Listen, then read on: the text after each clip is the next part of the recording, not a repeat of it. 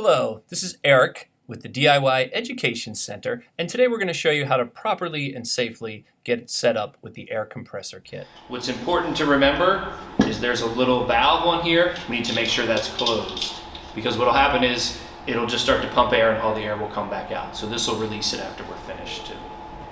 All right, you plug it in and then you start it up.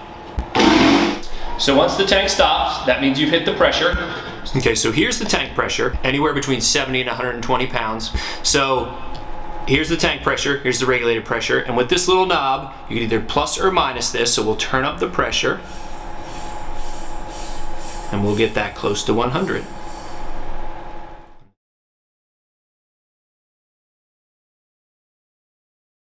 Okay, so now we're gonna unhook it just the same way we hooked it up.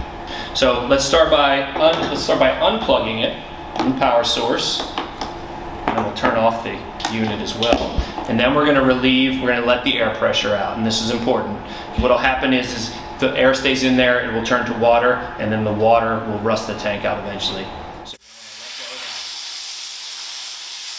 All right, so we're gonna make sure this is all the way loosened and get all the pressure out of there before disconnecting.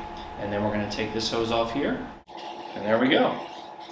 All right, so you're all finished your project. The hose is disconnected, the nailer is disconnected, you bled out all the air, you rolled up the hose. You can come by and drop this off to us. So I really wanna thank you for watching and enjoy your project.